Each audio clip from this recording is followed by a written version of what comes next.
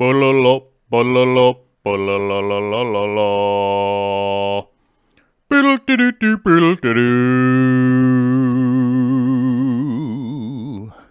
Bidoo-bidoo-boo-doo-doo-doo-doo-doo-doo-doo-doo. Whoops.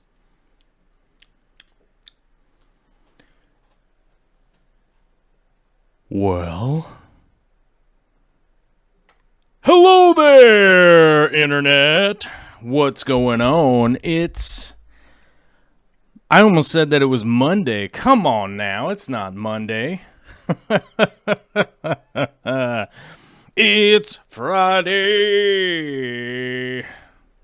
Look at me having to look at my hands while I'm typing. Oh, there we go. What's up, everybody? How you doing? It's a beautiful Friday out here. The sun is shining, and it has gotten hot potato out there. It's a good thing. It's a good thing that we're here on a Friday, having a glorious day here, and we're digging it. We're digging it on a Friday. 54 Punchy in the chat saying it's Friday Patreon Day. Help support the show. Even $1 a month helps. And with the link right there to the Patreon page. If you guys don't know, on Fridays we typically do the Patreon posts. We go over all those. We have a video segment where we'll be messing around in a fish tank. We got all sorts of stuff going on because it's Friday. And we love Friday. We love being here on a Friday. If you guys are all wondering where I was at on Wednesday, we are out in the field. And when I say we, I mean me. I was by myself out in the field, painting like a madman and doing what I could do to hopefully get some more groundwork done on the makerspace, getting closer and closer and seeing how it goes. But, we had a crazy big show on Monday. Big shout out to everybody that made that possible. Frank Factor and Aquarium Co-op and everyone else that was throwing down super chats like crazy on Monday. Thank you very much. I definitely appreciate it. It does not fall on deaf ears, especially, with just how things have been around here. We've had the baby. We've had a lot of stuff going on. She's about to turn 7 months old, and we're in the moments of decay with our child care has just become chaotic, and we shall see how this progresses. We're trying to get her into daycare and stuff like that, and of course, Vicky and I being first-time parents, we're unawares of some of the specific ins and outs. Some of the specific ins and outs of, getting kids into daycare and stuff like that. And I've even had people bother me, because I posted about it on Facebook. I had some people bother me. They're like, don't you watch TV? Don't you know anything about anything? And I'm like, yeah, I mean, yes, I get it. It's difficult to get daycare for your kids. I understand that. We had a plan, and the plan fell apart. So, we had two babysitters, and one of them has just kind of gone unreliable, I guess would be the thing to say. Was supposed to be watching Miss Olivia Peanut, Baby Bear there today, and decided with very short notice it couldn't show up. We've tried to find in-home care. We've tried to split with nannies. We've tried to do a whole lot of stuff, and we'll see what works out here. We'll see what happens.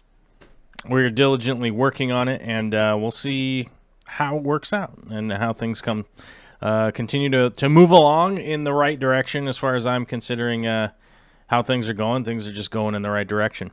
We do have a couple new members here. Whoa. We got new members. God, feels like a long time since I've been able to say we've had a new member, but we have 2 today. It's Nature Man is all over it. I think he had to re-up his membership. And John Allen, brand new members, man. Brand new members. And John Allen with the $10 super chat saying he loves the show. Keep up the amazing content.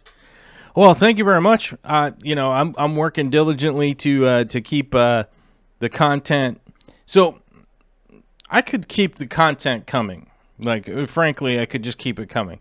I've kind of had to schedule myself here a little bit in kind of a crazy way in order to try and continue to improve the content. That's been the hardship. That's been the hardship recently is that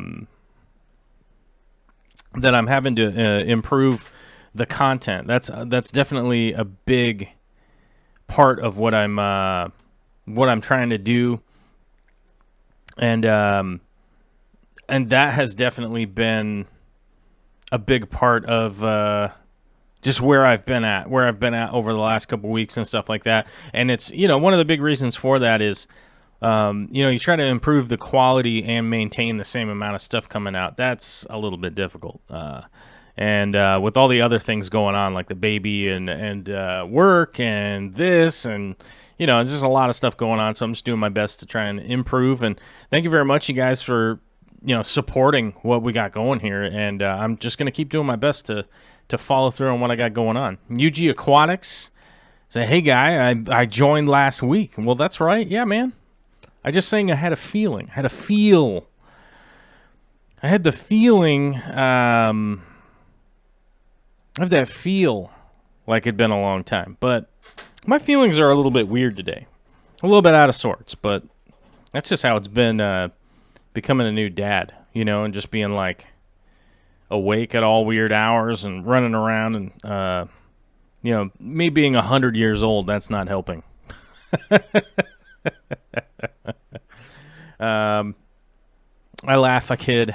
I'm joking. I'm not 100. I'm 99. Let's see. I want to give a shout out to Daryl S. early in the chat.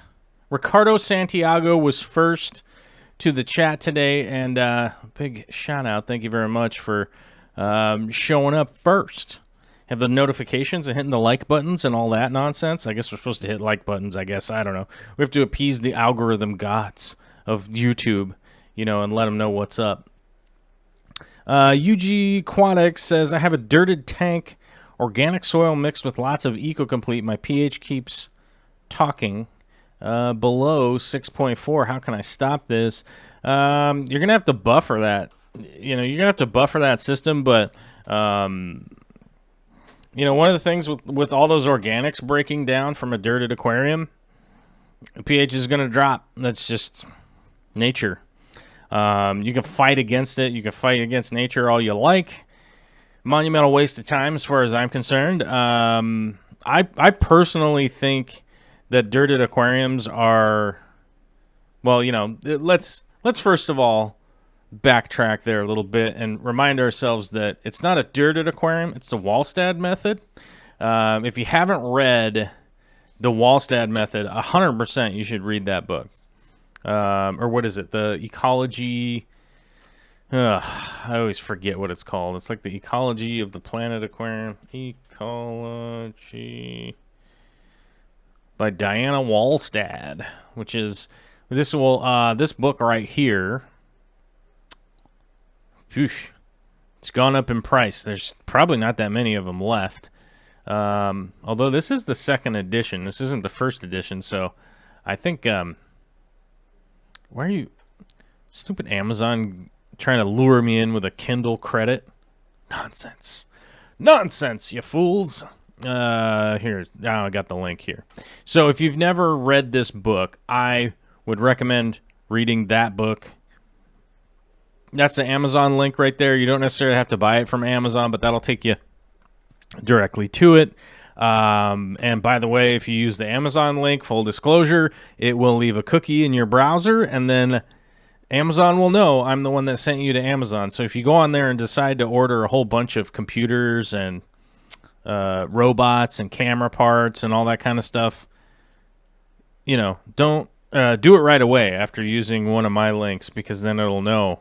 I was sending the big spender to the Amazons, and they'd be like, well, here's 50 cents, brother. Speaking of the Amazon nonsense and camera stuff, you guys, I have got to give you guys the hot tip. This is my hot tip of the week as far as cameras go and whatnot.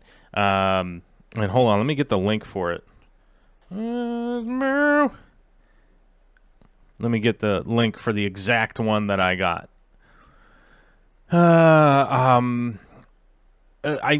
This is like, okay, here we go. Here it is. Okay, so first things first, it's $349. I get it. That ain't nothing.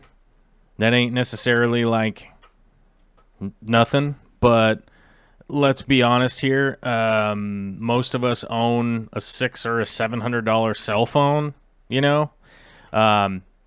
So that's the link right there to what I'm about to talk about for hopefully just the next 5 minutes, not any longer. It's a camera stuff.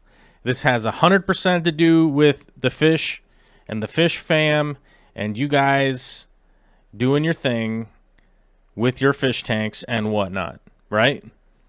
This right here is the DJI, is the company that makes it. It's called the Osmo Action. And you can see it right there on the front, minus the reflection there. Osmo Action.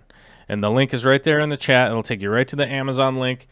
I would recommend, if I was you guys, because I bought this with my own money. I am 100% happy with this camera. Well, I bought it with my own money plus my Amazon credit. So it was a lot cheaper than how much the list price was, because I saved up my Amazon credit for a while, a couple months. So it actually was only like $75. But I would honestly tell you guys, from somebody that uses a ton of cameras, this thing is way worth it. It has a built-in battery, so it's super easy to charge the thing. Like, it's just like you just plug it in like you're plugging in your phone. So super easy, right? And then right here on the side, that's where you plug it in, right? Plug it in right there is the same spot where you put in the little SD card, which is how you record onto it. And this thing is literally like, you just turn it on and you can see, like, well, hold on. Try to shoot me. You can see the whole room back here.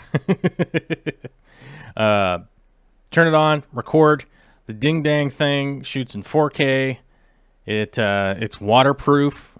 So I've been filming underwater a whole bunch. Can verify that it works. You literally can turn this thing on, hit record, basically, and just like throw it in your fish tank, feed your fish, get some action shots inside your tank, or just film stuff in your tank, because you can literally just put this thing up against the glass and get awesome shots of fish swimming around and all that kind of stuff. And anybody out there could handle this little camera. It works fantastically. Like, and you don't necessarily need to take my word for it, but I've been testing it out over the last since Monday, I think. And it's waterproof up to 30 feet. 30 feet deep, 40 feet deep, or whatever. So yes, it's waterproof. I've had it underwater, totally fine, no problems. And yeah, it's really just a cool little camera. It's super stabilized. Like, it has this rock steady is what it's called. So it stabilizes itself. It works really well. Or get a GoPro. I don't know. You can get a GoPro if you want. I am much happier with this than any of the GoPros that I mess with. It does operate. It does connect via Wi-Fi instead of Bluetooth, which I find to be a little bit annoying that things are connecting with Wi-Fi nowadays. But I would much rather it connect through Bluetooth. And maybe there's an option in there, and I haven't figured it out yet. But it's a little bit annoying because controlling it's kind of a pain, but it works really well. When it connects on Wi-Fi, it works really well. So I'm pretty happy to do. Pretty happy with how well it works. Schmadoinkle's wondering what zoomage on that macro. Well, it shoots 4K, so realistically, you could just always just zoom in once you have the picture. So yeah, you could technically do macro with it, get up close. I don't know how close you could literally get. Let's do just like a real test here. Yeah, I mean, you can get pretty close. I mean, it's in focus at, let's see, whatever that is right there. So about 4 or 5 inches. But if you're shooting that in basically RAW or like 4K, you can always just zoom in and crop it out. It's pretty good though. I'm super happy with it for $350. It's like basically nothing. Zombie Drummer. There's the link right there. You'll be able to go find it. Maybe you can find it somewhere cheaper, but I haven't seen it anywhere cheaper than $350. But I think the GoPro's like $400 plus tax and all that kind of stuff. So, Nick's Fish Room says it's 500 Canadian. So yeah, I mean, I talking US dollars because I'm American and that's my money that I have to spend. So, my conversion is American. So convert that to wherever you are. So if it's 350 up in Canada, and it's 500, so then a GoPro would be like 600 or something. I don't know.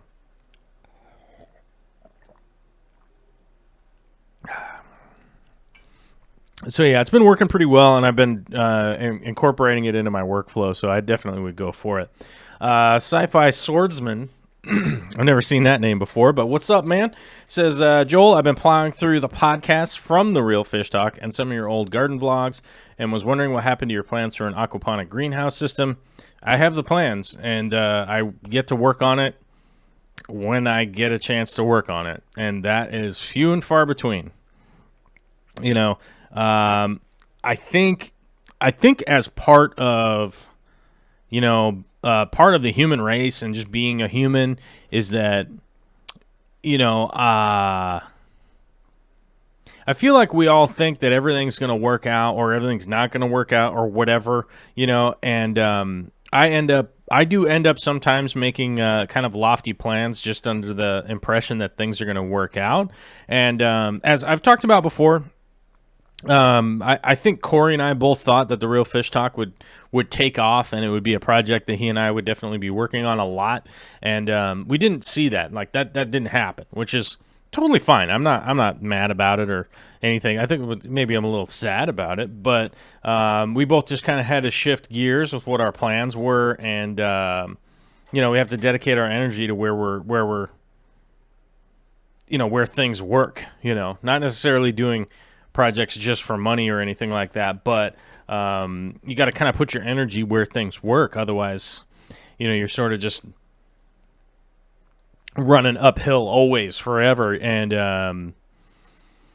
yeah, you know what I mean? So yes, I am slowly but surely working on the aquaponic system and stuff like that, but there's just not enough. Honestly, there's not enough work done on it for me to be like, let me make a YouTube video about a thing that has, you're not really like telling a story or anything like that, and it doesn't necessarily work out that well. So never fear, there will be work done on it. And there could always be some kind of Jeff Bezos character that steps in and funds this whole thing and frees up some time for me to constantly work on aquariums and stuff like that. But they have not hit that. We've not hit that mark. I think anybody could go over to the Patreon and look at how much the Patreon is, right? I think it's public. I mean, you can go look at it, and that, yeah, it's not $0, and I'm 100 billion million appreciative what's going on there, but it is definitely not like, hey, check me out, I'm independent because of the Patreon page, and that's just me being pragmatic. I'm not trying to be rude, and I'm certainly not trying to sound needy or anything like that, because things are going well. It's just I've not been able to free up enough time to work on the aquaponic situation or the aquaponic project, and it's not something that has to be done. It's not something that's like, I have to do it, otherwise the house is going to fall down or something like that. It's not something that's like required. My family's not going to starve if I'm not, growing in an aquaponic system. It's just like, so it's one of those things. Like, do I wish I had the opportunity to work on it today? Yeah, for sure. But my work today was on my aquariums and doing the things that need to get done, and filming stuff, and just making sure that the stuff that does need to get done is done. So you guys know that I spend a lot of days out in the field working so that I can fund the other half of everything that needs going, you know what I mean? So that's what we're doing, and yeah, that's just kind of where we're at. It's 2019. I'm just gonna keep plugging along because of people like Rumbust with the 1844 Swedish Krones super chat. Thank you very much. That is a significant number too, my friend.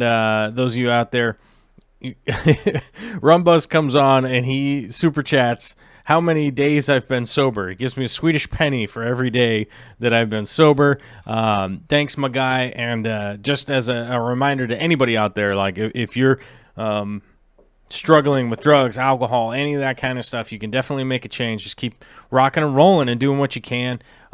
If you can't do it on your own and you're having problems, seek some help. There's free help out there. You don't even have to pay for it. It's free of charge. You can go, they can help you out, whether it's 12-step or smart recovery, AA, NA, whatever. You can go to some of the recovery that has, what is it? There's some Buddhist recovery, which I forget the name of it, but I always had a great experience with those guys too. So there's lots of different recoveries out there that you could get into. You could get to work and definitely make a big change in your life. I made a big change in my life thanks to the help of a bunch of people that I'll be eternally grateful for. So thank you, Rumbust, and yeah, if you're out there and it's just a seed in your mind, just remember you can get there too. Sci-Fi Swordsman said, I really hope you end up finding time to get some progress made on the aquaponics. I always see people come at them from a farming self-sufficiency angle, and they don't have some of the skills. Yeah, I mean, that's the thing. I will do it. It will happen, but when? I don't know. I'm just saying I couldn't give you guys a timeline because, I have to do the paying jobs. You know what I mean? Like, that's just how it goes. I got a baby. I have a spouse, I have a house, we have a mortgage, we have all that stuff.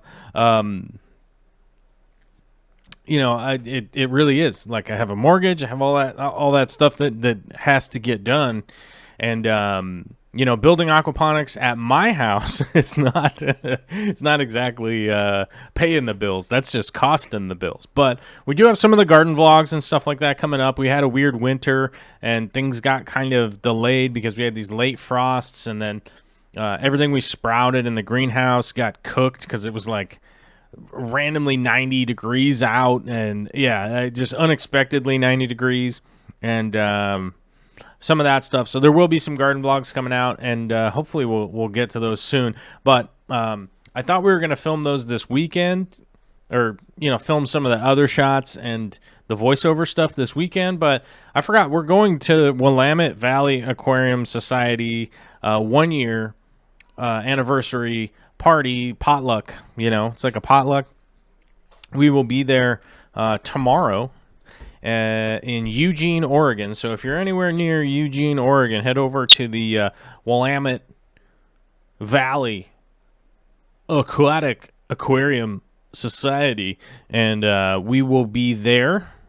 We will I will have Victoria with me, and the baby will be here with Grandma and Grandpa. They'll be holding down the fort. Reaver with a $2.79 Canadian super chat. Just a little for the coffee fund. Oh, thank you very much. I 100% appreciate it. I think it's probably $2.79 Canadian for a Tim Hortons. So I'll throw that towards some Tim Hortons next time I'm up in Canada. Big D Smoke. If you would have told me in 2017 that I'd have 1 year sober in 2019, I would have laughed. And have you any odds? That's really the thing, man. It's like, if you think it was happening, if you didn't think it was going to happen, it's just really like, it just seemed it didn't seem like something that was possible beforehand. And if you'd come to me like 6 years ago and been like, yeah, you'll be sober for like 5 years, you're going to live in Tacoma, you're going to have a baby, I would have been like, y'all, you crazy. But somebody's, well, how does the saying go? Like, I couldn't be happier, but realistically, I could be happier. I could have an aquaponic system in my backyard with the greenhouse. But that's just items. So realistically, I'm really grateful for the fact that my family's healthy. We have a beautiful house. I got a beautiful family. It's all good. So we'll just keep rocking and rolling, and maybe somebody will hire me for an aquaponic system again here, and I'll be able to film it this time. So who knows? We'll see how it goes. Dakota Davies, what's up? Says Joel has got me making iced coffees at work now. I went and got some more milk and ice today. The only two things in my freezer and the barn at work. That makes sense. It makes sense to me because iced coffee is the jam, and definitely love it. Reaver is laughing because it's $2 Canadian, a toonie, for a large Timmy's coffee. I bet you it's gone up, though. Are we talking Vancouver prices or Ontario prices or what? Because with that there's got to be some different pricing. You know what I'm saying? Like depending on which coast you're on. But I appreciate it either way. RNH2O just showed up. What's up? Good to see you. Perfect timing. Let's go to the Patreon portion of the show because I feel like I caught up and we've already been live for 27 minutes and I don't even know if I'm answering that many questions so far. So let's go answer some questions from the Patreon. And why did this song last so long? It's because I couldn't remember what scene it's on. There we go. Scene. What? How did I get labeled number 1? Sometimes I wonder about this broadcast program, but nevertheless, we continue on ever forward. I got to move the chat over here, though. Otherwise, it keeps turning off. Yeah. Okay. Here we go. Starting out with the Patreon posts here. I got to give a big shout out to everybody on Patreon. I just don't even know. I don't even know how to tell you guys I'm grateful anymore because my gratitude level, and I feel like it talks about it a lot. But totally grateful to you guys. And what's the Patreon page? It's a crowdfunding page, third-party website. It has nothing to do with YouTube or any other website. It's its own individually hosted place where you can support creators for like $1 a month. As little as $1 a month, and check it out. Every Friday, I'll answer you guys' posts. We have a little bit of a community going on here. Last check, we had 290 people. We had 290 people over here on Patreon. It dropped down a little bit to 288, which is understandable. Sometimes the people come, sometimes people go. It just happens sometimes. But we have a little community over here, and if you feel like you want to be a part of this community, like I said, it could be $1 a month. And now we're done with the commercial. Let's move on to what we were actually doing, which is giving a shout out to Karen Sakaraisen. I have no idea how to say her last name. I was going to say it was Sarkeesian, but I don't think that's Sarkeesian. But Karen Pepe, as we know her, did it and is finally here, finally Well, I very much appreciate it, Karen. Thank you very much for coming over. I appreciate it, 100%. She's been a long-time supporter, dropping the comments on videos, saying hi, letting people know when she's around and everything. And, I appreciate it. I appreciate it when somebody will come spinning on over, and be like, hey, I want to be part of the posse. I want to posse up and be part of this community. And I appreciate it.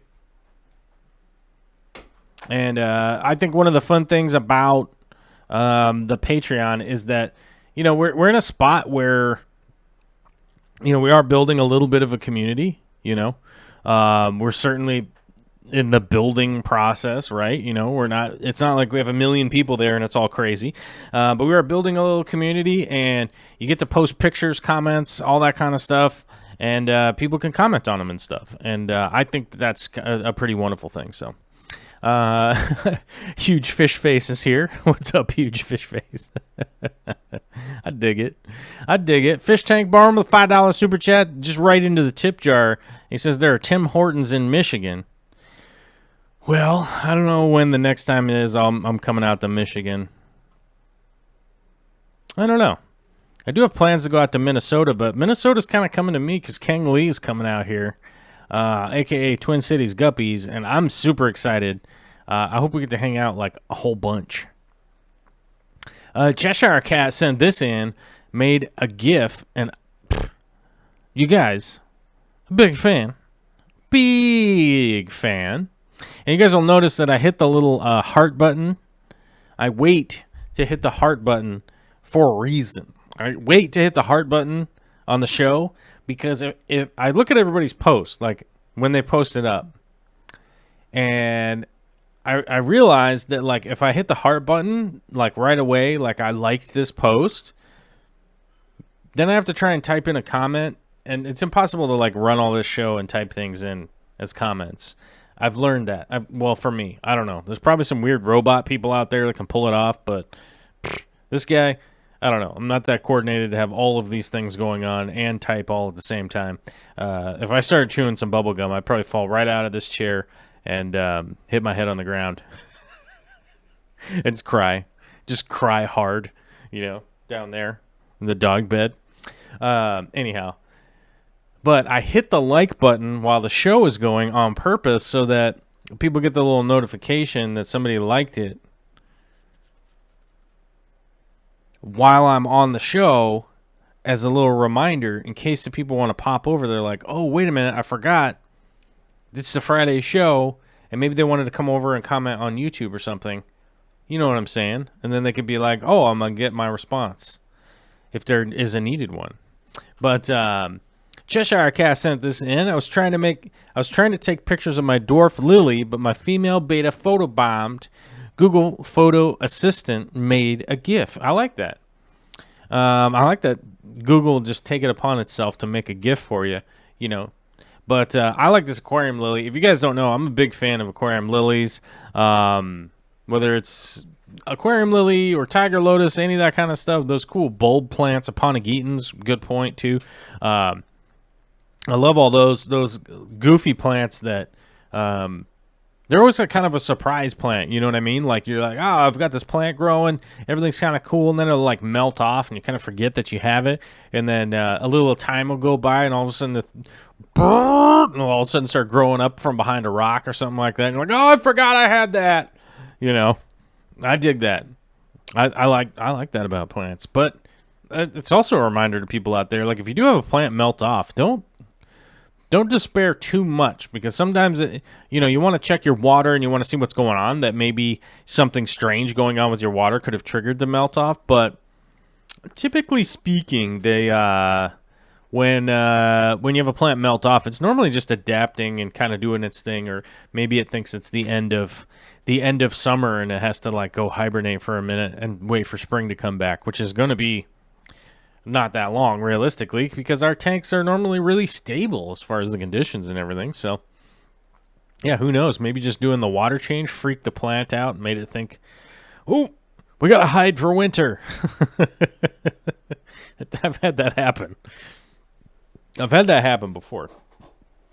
And speaking of that, I do have a little bit of that going on in the 240 right now, but I don't want to spoil that video for you guys, like I said, trying to make better content and record all of the parts, but it's, you know, it's trial by fire, you know what I mean? It's just kind of a trial by fire situation. I'm tired of failing, but that's life. Preston John throwing it out.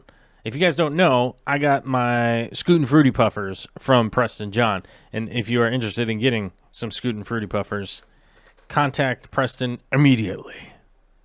A great spot to do it is on Patreon, because there's a messenger on Patreon.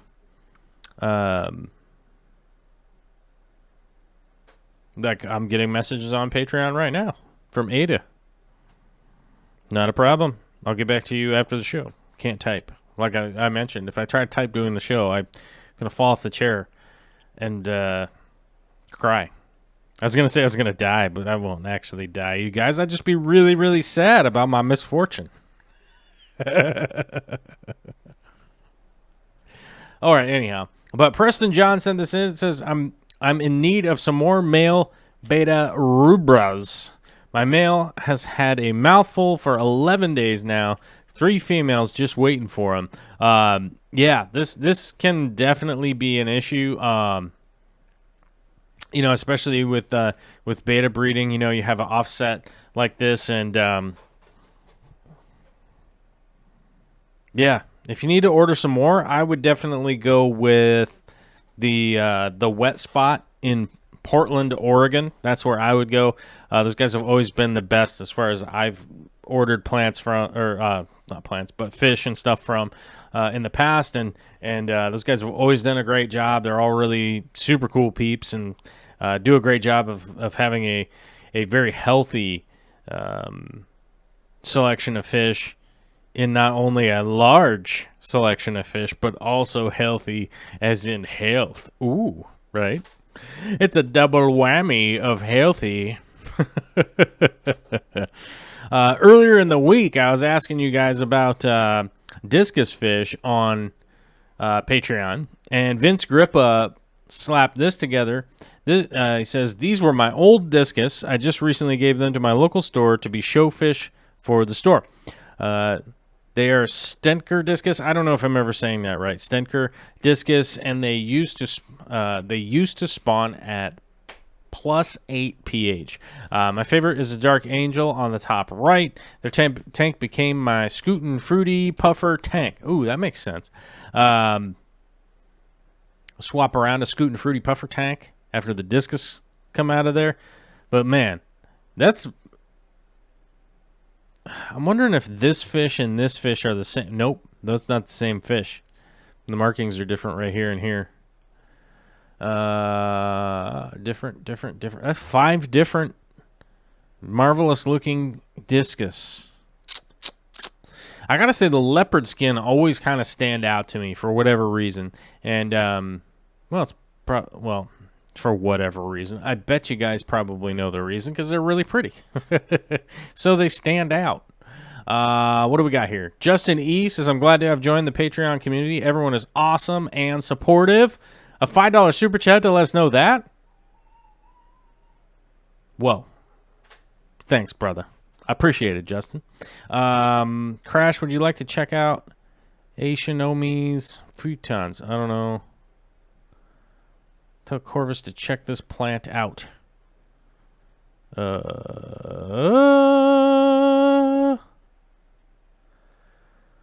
Well, I don't know. I guess maybe 54 Punchy or somebody can post that into the moderator chat or something. And I'm trying to think if I've seen that before. Okay, hold on a second.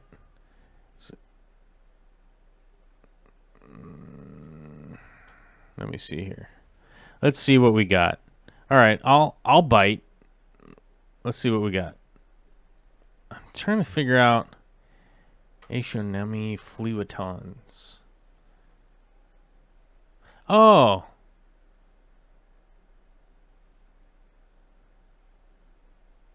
The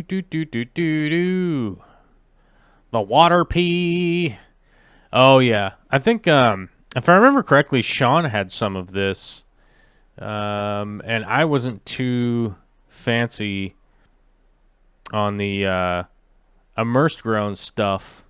but at the time when he had it. But I probably could have gotten some. Yeah, I mean, it's a fun plant. Whether it's available or not, it's almost always the problem, though. That's almost always the problem, realistically. But I don't know. I could probably get some in if I really needed to, but it's not. That's not on my list. It's not on my list of what I really need or anything. I do have a list right now of a bunch of plants that I need, and that's the reason I kind of say that is like I need a bunch of not a bunch, but just some specific plants that I want to mess around with, making a bunch of changes and stuff like that. And don't worry, everybody, the giveaway is still going to happen. I haven't done the drawing yet. Honestly, I was going to do the drawing this morning, and our sitter situation was all screwball, so I didn't do it. And I was going to do it yesterday, but I didn't. So I'm probably going to do it on Sunday with Vicky here to verify and film. So that I can be able to announce them on Monday. So all the plants and the sticks and all that stuff. If you guys know how to enter it, you better enter it because I still haven't selected them yet. So basically, everyone's going to get assigned a number on there, and you will know because I'm going to comment the number on the deal, and then I'm going to do the drawing, and y'all will know. It is hot in here. I don't understand how it got so hot in here all of a sudden. But Alyssa Bentley sent this in. These are a Facebook friend's discus. Not mine at all, but when I think of the best discus, these guys are what comes to mind. Appreciate it. I like that. Makes sense. They pretty much, I would put them on the list. Alyssa also sent this in. It says, found images of what I'm looking for. Are there any tips for setting up an above-ground patio pond like these? People are using wine barrels now, and those just seem too small and shallow for my two bumbling goldies. Pretty sure that's just asking for a raccoon or heron to eat heroin. A raccoon or heron to eat my fish. I'm thinking something 2 feet by 4 feet by 3 feet tall, or whatever will fit on my back patio. I probably will need some kind of treated wood or something. Well, first of all, so let's run through this because I built a giant version of this for Corey from Aquarium Co-op in his front yard. We built a really big one of these in Corey's front yard. Let me get my arrow out here. Why is the arrow on, but it's not showing up? Where is it? Is it hiding? Why is the arrow not working? Oh, no. This was happening the other day. I'm not sure why. Add source, media files. I know that I moved a bunch of files around, but this is ridiculous. Why did we lose our arrow? I'm going to go find the arrow, guys. Where did I put it? I think I put it in here. No, I didn't put it in there. Oh, I think this is it. Oh, we're on the right track. I bet the arrow's in here. The files are in the computer. Ooh. Does this one work? This is almost better than an arrow. I wish it was a different color, though. Let's see if we can change the color, guys. No, that's not it. Oop, that makes it transparent. That makes... Oh! Is that going to work? Can't make it any brighter. Oh. I don't think I can change the color of it, guys. I don't like that it's black. It's pretty funny, though. Let me see if I can. Okay, add source, media files. We'll go over here. All right, there's the regular arrow. Okay, here we go. This will work. Okay, anyhow, I don't know why our arrow wasn't working, and that put us on a total sidebar tangent of nonsense. But welcome to the show, because that's how it goes. Maybe if Jeff Bezos comes through, then we'll change it. We'll hire somebody who can actually control a computer, unlike me. I get what I pay for, which is the value of 0. Okay, moving on. Now, I built one of these for Aquarium Co-op. Now, one of the things to bear in mind is that this wood out here is most likely 4x6 is what it looks like. I definitely built Corey's out of 4x6s, which, first of all, average people that don't build anything with wood, probably a little bit difficult to manage. A little bit of warp to it. If you have to plane the wood at all to try and keep it level, to build it correctly, all that kind of stuff can become really cumbersome for people that don't normally build stuff out of wood. Now, one of the big parts with what is actually going on this build right here, so you have to, each corner, you have to put a bunch of lag bolts in this in the full length. So about every 16 inches, you need to put in a, I believe they're 8-inch lag bolts. Yeah, because it's 8-inch, because the 2x6 is actually 5.5 inches, so that gives you sinks about minimum 2.5-inch from board to board. Yeah, so you have to sink 8-inch lag bolts, which is going to take some very specific equipment to do that. I probably got to pre-drill stuff. It could really get exceedingly time-consuming for somebody who doesn't build things out of wood on a regular basis. It can get time-consuming for somebody who does regularly build things out of wood. Now, the wood is not that bad. You can get it built. You can get it offset. I wouldn't personally build it out of pressure-treated wood because I would, stain and assemble. It's kind of the best way to go. Like the one I built for the co-op, I actually, so I assembled it, then I burnt it. I burned it like Japanese style, burned the crap out of it with a giant torch, and then I stained it to seal it. And then the big difficult part is actually getting the liner to be inside of this thing, so we actually went with this company that actually made it with the seams and everything in the correct to the measurements that we gave them, which of course was off by like 1/2 inch, and considering each side of this thing was like 8 or no. Like,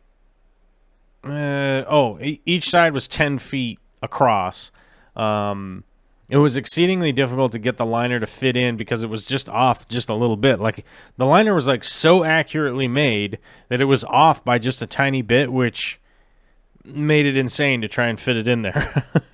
Because you just ended up with creases over here, and then you got to walk all the way around to the other side and like move the thing a little bit. It just took a long time to get the liner in there perfectly.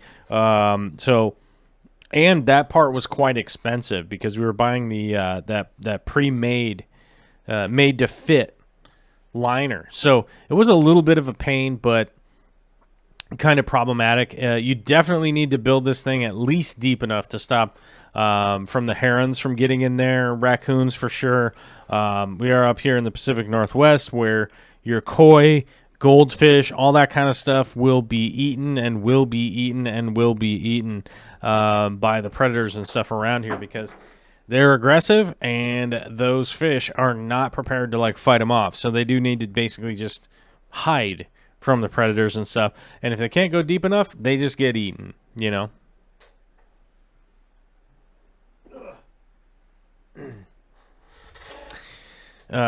So that's really the deal with the ponds, but you're definitely gonna have to go deep enough.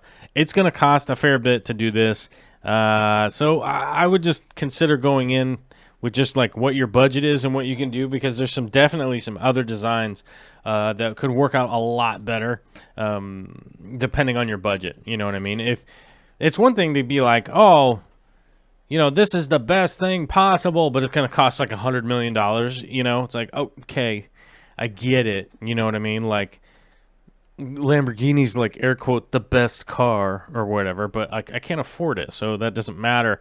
And I think most everybody that watches this show or listens to this show or any of that kind of stuff will understand what I'm talking about, that you need to do an evaluation on cost versus return. So definitely bear that kind of stuff in mind. There are some a little bit better designs personally that I think, but, considering it's Alyssa, we can probably talk about that stuff in person, and I might end up going over there to film what she's going to do, or maybe help out and film. Who knows? Maybe I'll take the Osmo Pocket. Or sorry, it's not the Osmo Pocket. It's the Osmo Action. Action. Maybe I'll take the Osmo Action over there and film inside your pond. And by the way, if you guys think that I'm not going to film inside some fish tanks this weekend, you're wrong. If you think I'm not going to, I am going to. Of course, I'm going to. Now, we're moving right along here, having a great time. Ricky Tan, a.k.a. Ricardo Santiago, is a brand new member saying, posting up, this is my 55-gallon tank, which, legit, man, this is like, I would say 3 months from now, once this is like totally grown in, is going to be cool. As long as you keep your upkeep on it. I mean, obviously the Java ferns and that kind of stuff, they're definitely going to grow and they're going to kind of do things and whatnot. But that Ludwigia is going to fill in. It looks like Red Temple, something like that, is definitely going to fill in. You get some hair grass in there and stuff like that. That stuff's all definitely going to fill in and really like just blow up the escape. So I look forward to seeing it because I think it's going to be pretty dope. So congratulations. And thanks for becoming a patronizer. Ricky Tan again posted this lovely picture of his blue marble beta female. A female looking dope. I have to say, like, the blue marble beta, like the blue betas don't get the respect that I think they either should get or used to get. I'm not sure if it's either they used to get a lot of respect and now I feel like they don't. Or maybe it's just a should. Maybe they should. Maybe I feel like they should get more respect. But I really like the look of this beta, that's for sure. And there are some other beta posts on here, and I have to admit, I kind of want some betas again. It's making me sad I don't have any. Every time you guys post like awesome pictures of y'all's fish, I'm like, dang it.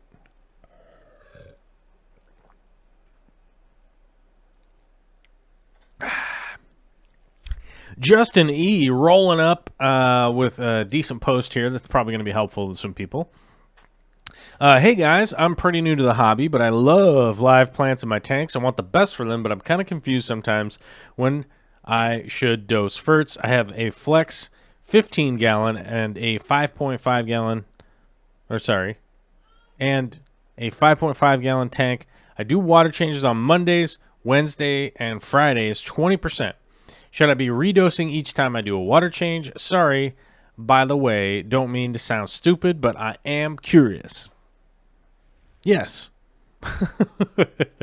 So, long story short, I typically do dose after a water change. Now, the reason for that is, I do a big water change and my water around here is pretty clean. So, when I do a water change, because there just isn't really anything in my water around here, can lead to some deficiencies depending on where my water is at when I go to do a water change. So that is the long part of the story is, are you testing your water to find out if you even do need to be doing a water change? Are you testing to find out if you are deficient in anything? It's like, are my nitrates low? What's going on with potassium, what's going on with my GH, my KH, all that kind of stuff. Are you doing a water change because you have to, or are you doing it just because? Now, I'm not upset with the water change schedule that you have. In fact, I kind of like it. I think if a lot of people were doing 20% 3 days out of the week, we'd have a lot more people out there with probably a lot better success stories. But it definitely does depend on what's going on. The testing is what's going to tell you what's going on, and it's definitely going to give you an idea of what's going on, that things are going to fluctuate depending on those water changes, how things go. And, you really do need to test quite often to really kind of build a baseline like that. And I would love to tell you guys, like, yeah, I test my water every day, baller. What's up? I don't. You know, I used to in the past, a long, long time ago when I wasn't as busy as I am now, but that was a long time ago, you guys. Long, 8, 9, 10, 11, 12, 13, 14, 15, 20,000 years ago, is when I used to do that. And it's just basically like so I could figure out sort of my water supply, how my tanks would typically be set up and stocked and stuff like that. So I'd at least have just kind of a behavioral baseline, right? Is that just like, you know, I get a vibe for kind of what's happening in my fish room. Oh, I got this algae showing up. I got this going on. I got that. All right. Time to do a water change. I'm going to do a water change. I'm going to bump this fertilizer up a little bit. I'm going to take this down a little bit, that kind of stuff. Maybe my light's too high. And it's all about just like acquiring a balance, not only with you and your life, but also with the life of the inhabitants of your tank so that they can have, you know, they can have a real positive experience being your pet, you know, basically.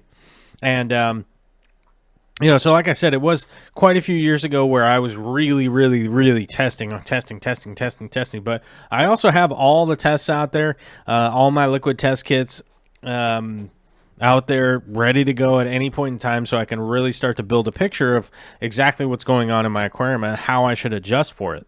You know, one of the weird things is like if you're testing your water and you're bottoming out with your fertilizer and there's just none in there whatsoever, you know, there's 2 routes you can go. You could dial back the light. Well, I guess there's three routes you could go. You could go mechanical. You could bring the light back. You could try to up your CO2 a little bit. Those would kind of be the 2 mechanical. Well, I guess they're all mechanical, I guess. Or you can add fertilizer to try and bring the fertilizer up. But I think, you know, if you're doing 3 water changes a day, a week, that's going to give you a lot of opportunity to test a little bit and see what's happening and adjust accordingly from there. Now, as far as when to dose specifically, I always have a tendency to dose after a water change because I feel like, and I might be 100% wrong here, but this is how I feel about it. Like, if I do the water change, it kind of sends me back to baseline, which is close to nothing, right? And then I'm like, maybe I did a 50% water change, and it took, like, let's say my fertilizer regular dosing was 100% was the number, right? And I do a big giant water change, and it takes me down to 20% or something. And maybe I would need to do, like, 12 pumps of Easy Green to get back to normal, but instead I'm just going to do 4 every day throughout the week, right? So that it's using some up, but I'm adding some in. It's using some up, I'm adding some in. It's using some up, I'm adding some in. And then maybe I'm going to bring my CO2 up a little bit. Maybe I'm going to bring the intensity of my light up a little bit, maybe a little bit longer, something like that. So it's just making those kind of little adjustments after already knowing like your the ins and outs of your week, and really establishing the amount of time you're going to spend on your aquarium, and maybe not wasting, you know, a bunch of resources or time or any of that kind of stuff. Cynthia, YAA Crazy, I'm sure you guys have seen her in the chat. She's right there. She's right there in the chat. I seen her. She's just saying hi to King Lee. Oh, yeah. Here we go. Big, long post. Hopefully I can read it without screwing it up, but I doubt it. All right, here we go. Hey, I tried my hand in my first real planet tank about 6 months ago for my beta. He seemed to do okay for a while, but then he started dying slowly from what looked like poisoning. I did add EcoComplete and the plants and the internet said my tank wasn't cycled, but I used his old sponge and filter. I know what cycled means, so I was annoyed, but I don't know everything. I did use a pair of wire cutters on a moss mat without thinking. I think that's when the problem started. Fast forward months. Since I never confirmed what the problem was, I had 2 small fish and they live. Awesome. I ordered 10 shrimp and they die off one at a time over the course of 2 weeks. I'm testing the water constantly and it's always good. I don't want to give up on the idea of a planet tank, but the death toll is getting to me. I definitely don't want to convert any other tanks over and lose my fish. Any suggestions? Tear it down and try again. If this is unseen toxin, how do I clean the tank of it? I'll toss everything, but I'd like to save the tank filter, heater, and some of the plants. Even if giving everything a good cleaning and cycling again, how would you clean though? 6 months of water changes helped the little fish survive, but it wasn't good enough for the shrimps. Okay, first things first. Now, we got a problem here because the beta slowly died over a long period of time. About 6 months ago for my beta, seemed to do okay for a while, but then he started dying slowly from what looked like poisoning. So poisoning is a possibility, especially in a small aquarium like a beta aquarium. That for sure could happen. I think the reality is, though, if you're going to be poisoned by something, it's going to be a rapid decline. I don't think, we'd be in a position where we go, oh, this fish is poisoned in a... it's like this fish is poisoned in a tiny container, and it's being poisoned, and it's taking it months and months and months to die. Now, I'm not saying that isn't possible. I'm just saying that doesn't feel like the most probable way that that it could be going on. You know what I mean? Does that make sense? Like, I know that humans can be poisoned over a really long period of time, but that's like the intelligence of somebody's like crazy ex-wife is slowly but surely poisoning them. And I don't know why the dog is barking. Biddy! Mailman must be here. Yep, I just heard the mail go into the mailbox. So I don't think that it's going to be poisoning. I don't think that that's going to be the culprit. And I'll tell you this much. If you use a pair of wire cutters on a moss mat, now, most of the moss mats out there are stainless steel. So if we're talking about stainless steel going into a tank, there's not really a poison there. There just isn't, I don't think. If we're talking about a beta that slowly died over a 6-month period, I get it, but I don't think it's poisoning. My first and foremost guess is almost always like, if you're a good fish keeper and you had a fish for like a year and then it died and it's a beta fish, I feel like 9 times out of 10, it's really like it was just an old beta. Because if you buy a full-size beta at a typical chain store in the U.S., it's probably pretty old. Why Crazy says 2 days. I didn't explain well. Okay. So the typical culprits that would be in an aquarium that are causing problems are ammonia, nitrite. Oh, why Crazy says he died over 2 days. Okay, instead of 6 months. The typical culprits, especially the poisons that could be in an aquarium, like, would be like heavy metal toxins, which you could get a test for that, like at your hardware store. But typically, that would be coming from your tap water, like wherever your tap water, your water change water is coming from. There is a possibility that you could. I have seen arsenic has shown up in people's water. I'm trying to think of some of the other poisons that have been in there, but ammonia and nitrite and that kind of stuff, like, there's a reason why those are on the test kits. Those are the most common culprits. Like, those are really easy to kind of get triggered or activate in the tank. And it sounds like you moved it sounds like you moved the tank over correctly. Like, you moved some media over from a tank that is cycled. But I would keep testing to make sure that you actually have cycled the tank. FishTube saying, what about copper? It's so weird to like get copper in an aquarium, though. Like, that is, I don't know. I mean, I haven't seen anything that really is like, I mean, don't put copper in your water, but I haven't really seen any evidence out there that like copper realistically is showing up in the kind of concentrations of wherever the copper tail came from. Yes, if you have like, if you add a ton of copper to an aquarium, like, it will affect everything in there. But I really don't think in the way that people are always like, they're sensitive to copper. Like, I don't, Because more often than not, like even the people I've talked to that have written that down in articles, I'm like, okay, if they're sensitive to copper, like what's the mechanism to it? And they're normally like, well, they're sensitive to it. It'll kill them. Like, okay, well, what's the actual mechanism there? But like I said, the typical poisonings would be like heavy metals, like lead. Like lead comes directly to mind, obviously, because that's especially going on in the United States for sure. That is happening a ton with a lot of lead and stuff showing up in water. And as I mentioned, like arsenic,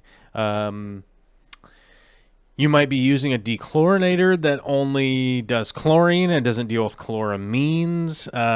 So you definitely need to start with your tap water and then find something that is different. You want to find something that is different, then assess what's going on. But it's like, I think if anybody would to come out and say like, well, you're being poisoned. And it's like, well, I'm being poisoned by what?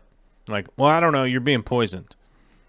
Well, how do I know what to stop doing or what to change or whatever? I mean, we all do have to locate the poison, even as humans. Like, we would have to locate the poison and be like, okay, here's the poison. Here's how we change it. UG Aquatic said mercury. Yeah, mercury comes up a lot. Plastics comes up a lot. Like, we're finding out that a lot of the microplastics and the fact that, like, sort of the conductivity of plastics leach like estrogen, like they leach a thing into the water that makes humans create more estrogen, or at least men. So we're finding there's a whole bunch of weird stuff, but it's like, I don't know anybody who could test for that. So it's almost one of those things that like, well, if we found out that the plastic was bad and it was making us all sick, what would we do if we wanted to test for it?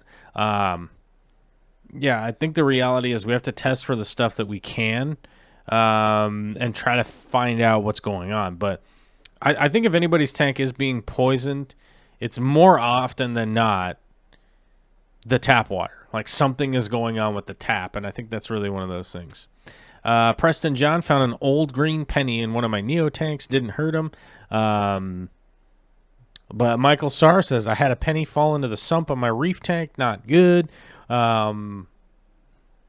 Yeah, I really haven't. I haven't seen specific evidence one way or another, other than a couple of. I know I read a couple of papers about it, probably around 2010, and the biggest callback to the copper situation was, most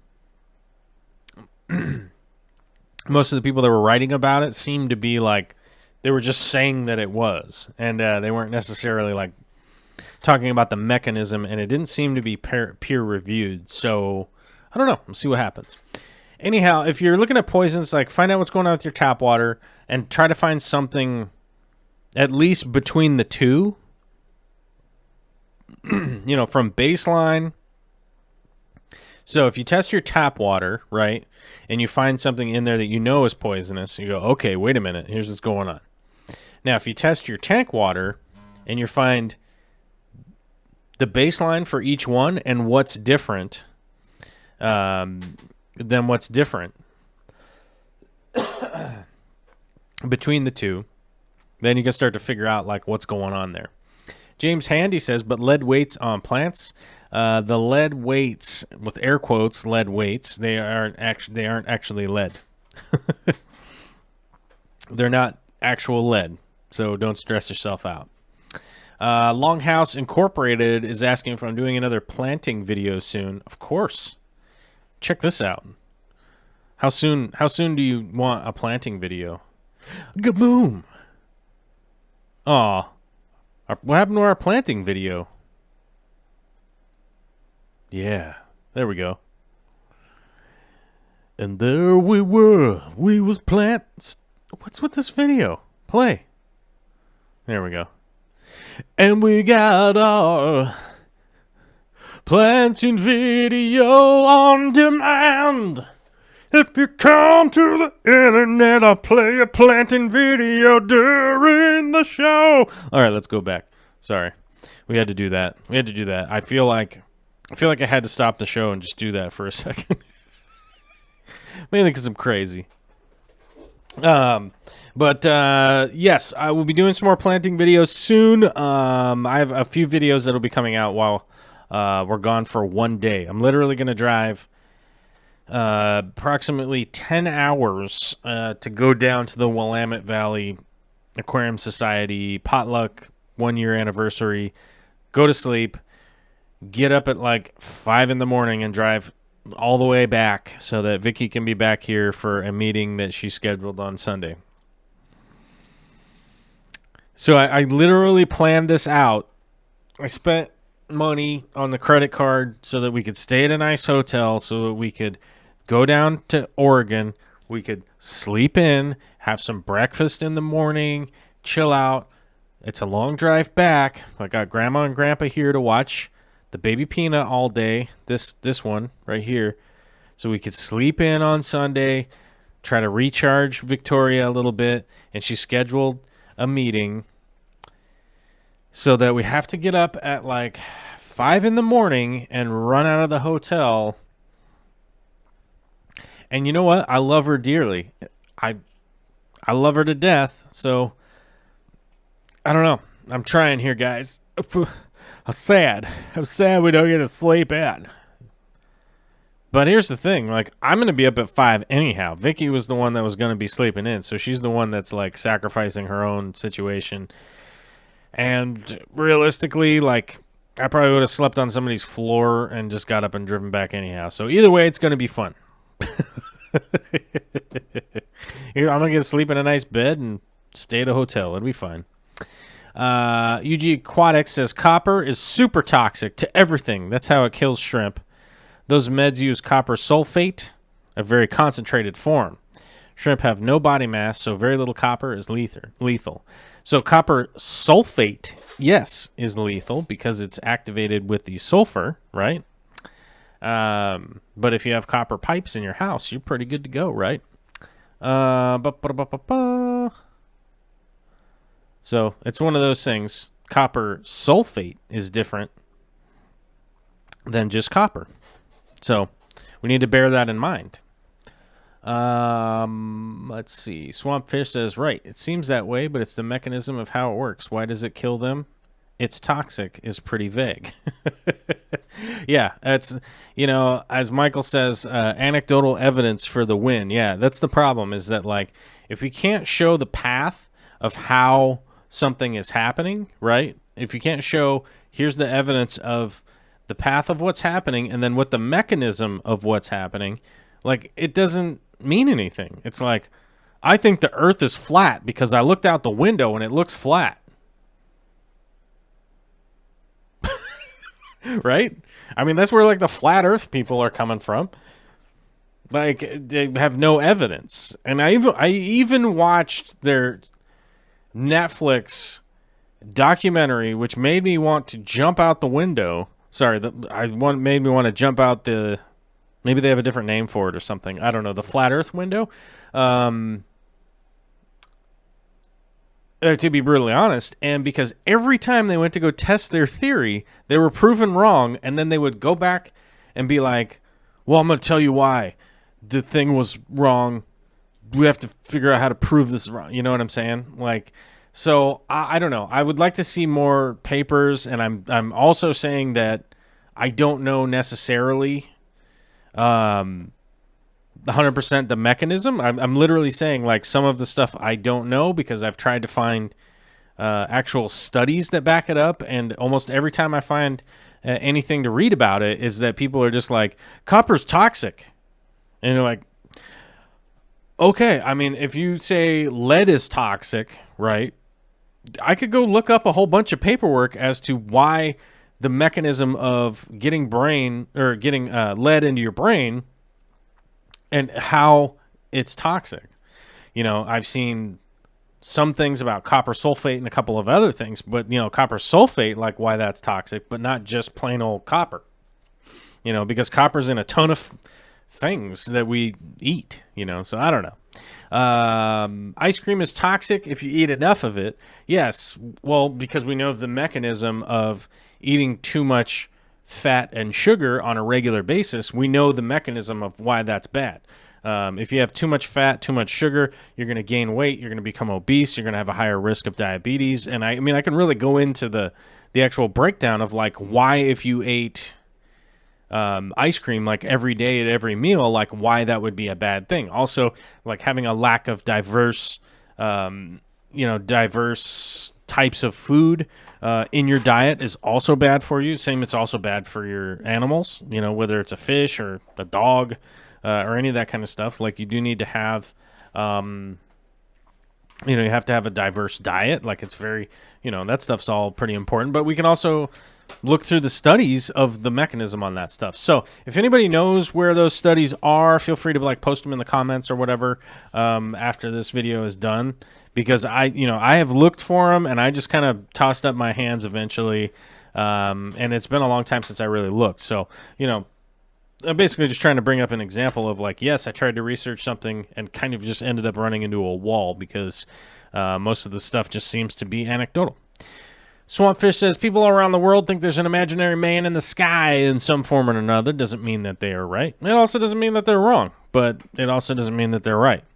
Daniel Lotaway says, my brother is a flat earthier. I'm sorry.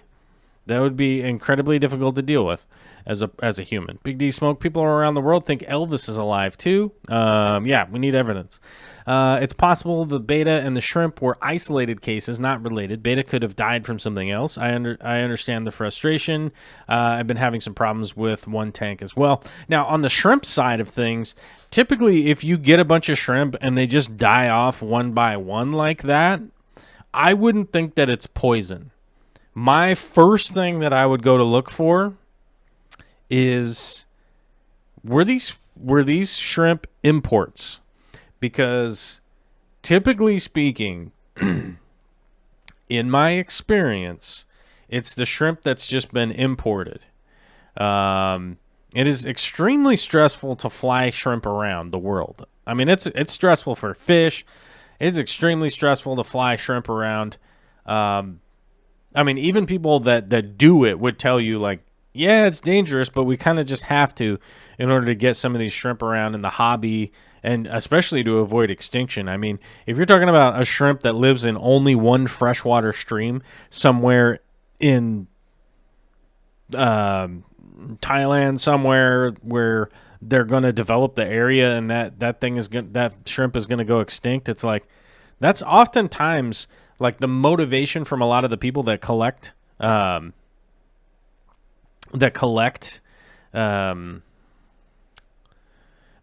lot of the shrimp and stuff that are in the trade and go out there. A lot of the stuff that you see, oftentimes they're collected and shipped around the world because they know that there's a threat to the environment where that stuff is coming from. And it's like, you just kind of go, well, we have a looming threat over here, and then we have a looming threat of shipping them. Hopefully we can breed them, and it's something that we could do. That's normally the motivation of going like, well, we got to just take the chance on this. And, but it's really hard on imported shrimp.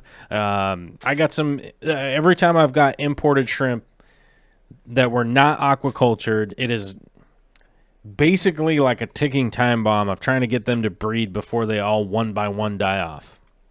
Just realistically how it goes. And it sucks, but that would be where my head thinkings was at if the shrimp were just dying off one by one by one.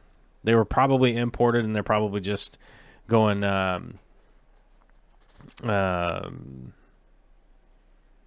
one by one like that. They were probably imported, would be my guess. That's where I would probably go and find out what's going on there. But we got to keep going because we got a lot of posts on the Patreon here that we got to get through. So sorry if you have more questions or anything like that, and especially if you're somebody on Patreon, go ahead and post up there, and we'll just keep the conversation going, and maybe we can help help keep the conversation going about what's going on, and maybe we can help isolate what's happening.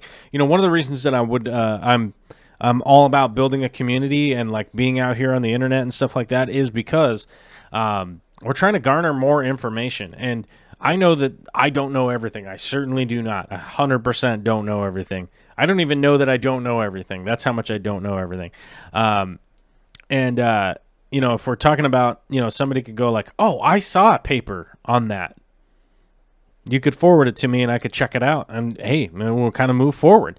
More people involved and more people researching and more people like doing experiments and finding out what's going on and what works and what doesn't work, then we're just going to keep going and we're going to learn more stuff and we're going to do a lot better in the hobby. I mean, I'm all about getting as many people into the hobby having a good time as possible because I think it's a really valuable asset to people's lives.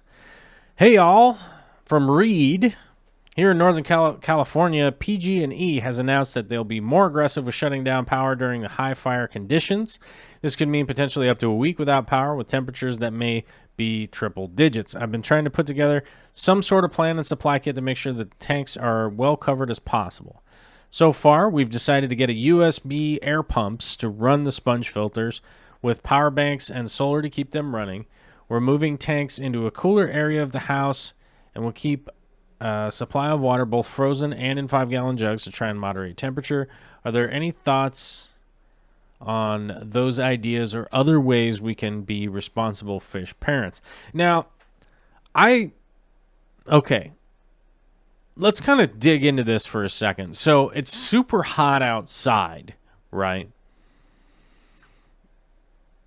If it's super duper duper hot outside, right? And that's the issue that you're having. Let's remember that when it's super duper hot outside, it is also, or it's, as far as your building is concerned or the environment inside. Hold on, what's going on here? I'm trying to get the. Where's this thing? Okay, here's the deal. Here's the thing that I was looking for. Copy. Now, here's the link to the thing.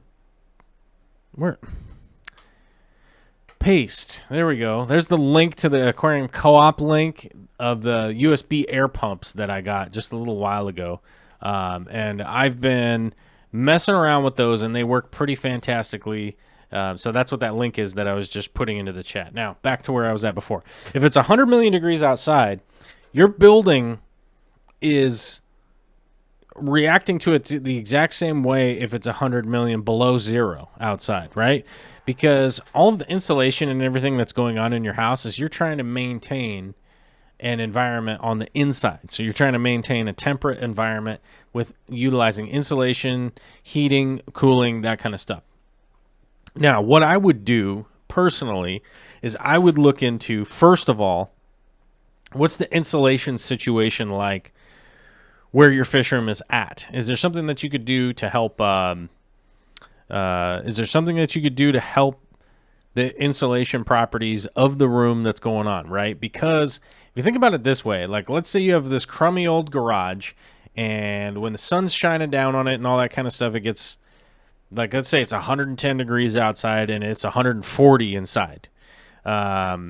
Whereas if you actually had something that was kind of deflecting the sun, if you had a good amount of insulation that was insulating against that input of heat from the outside, you might have a room that just stays 88 degrees. Like all day long, or 82 degrees, or 70 degrees, or whatever, right?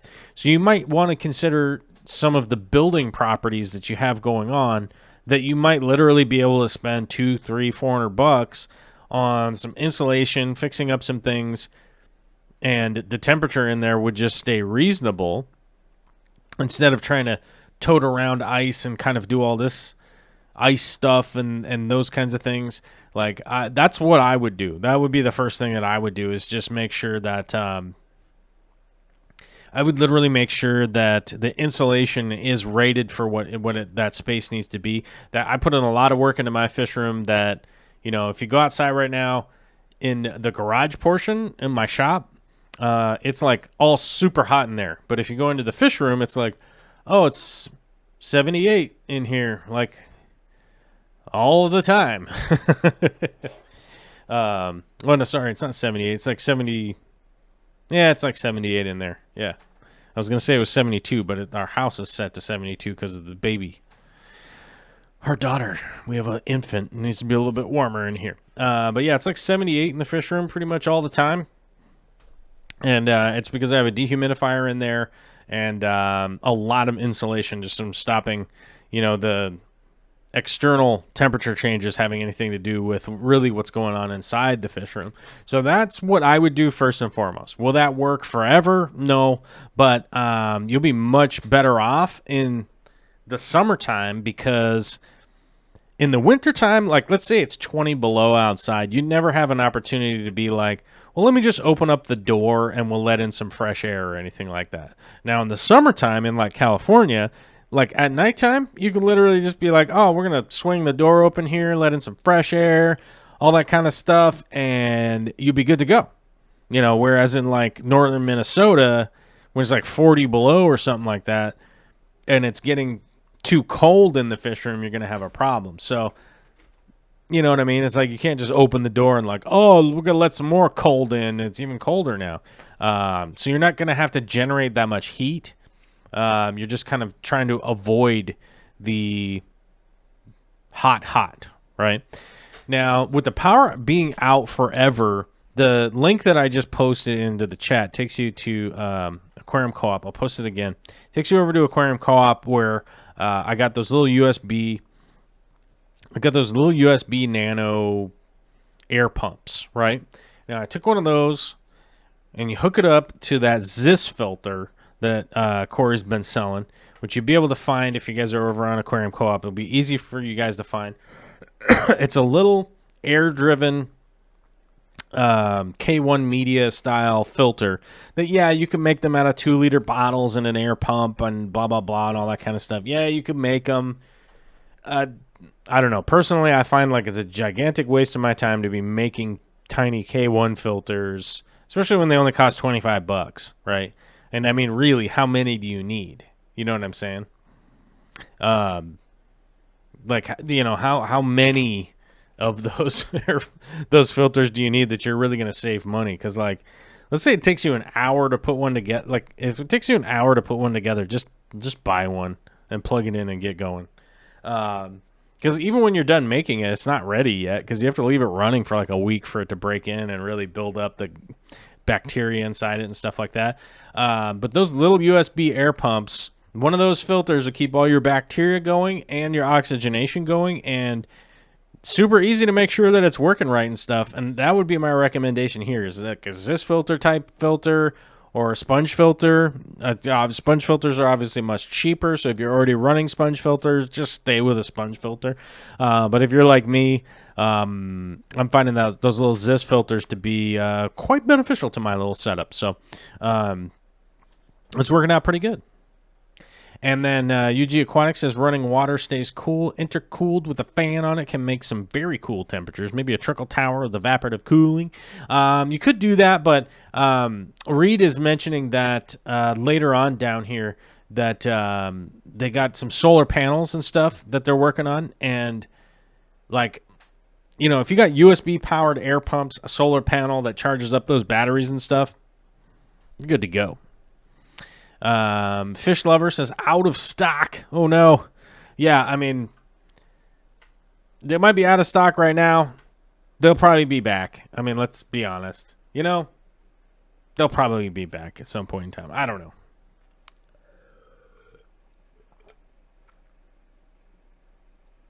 But I unloaded there's no way that the Zis filters are all sold out.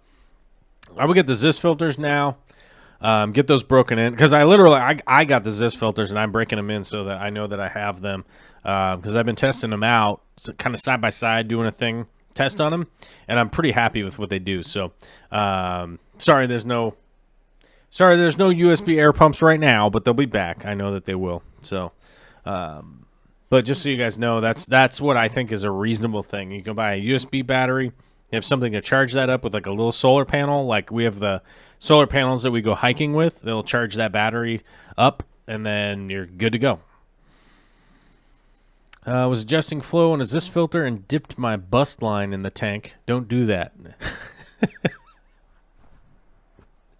54 Punchy's always bringing something good to the table. There's Vicky Toria. I see her there in the chat. What's up, my darling? She'll be home soon. Buffalo Rose sent this in. Says, for a while now, I've been trying to figure out why you looked familiar. It was a facial hairstyle. I'd seen it before when working on this figure. Well, it's close. That's epically longer than mine, and I don't ever wear two swords. So I see where you're coming from here, but I've yet to wear two swords and have my beard that long in a long time. But I dig it. I appreciate it, Buffalo Rose. Jessica Thegardner. Throwing it down, a small portion of the herd eating pellets and wafers, but when I turned on the light to feed the herd, I found the bristlenose dead. Oh no. He was my coworker's before she gave him to me, so he may have been old. My son took it well, at least. Yeah, I don't know if your bristlenose is old or not, because when they get old, they get pretty big. They get big, long bristles. They definitely look old. There's no real question about it. So, but it's sad that bristlenose are pretty hardy. So, could have just been something, you know. Could have just not made it, and maybe didn't come out that great. Vince Grippa sent this in. Come on, man! It's the end of May. Down there, if you all think that your life is going normal, just remember that Vince down there in Colorado is he's out dealing with snow in May. Which yeah, like tomorrow's June 1st. I'm not saying I want it to snow there again, Vince, because I know that you're kind of over it at this point, but I think it would kind of at least be pretty funny if you're having snowstorms in June. That would crack me up. James sent in this glorious triptych here. Says, need some opinions on my tank. I'm thinking of ripping out the Wisteria and Water Sprite and replacing them with something like Cryptocorini, Aponigeton, or Valsnaria. Or pull the Water Sprite out and let my Styrogani Repens fill that gap. Any ideas would be greatly appreciated. Well, Styrogani Repens, go for it. If you're like me, you battle against the Styrogani Repens on a regular basis, and, well, I hacked it back pretty strong. And, hold on, let's go over to scene 1? No, scene 4.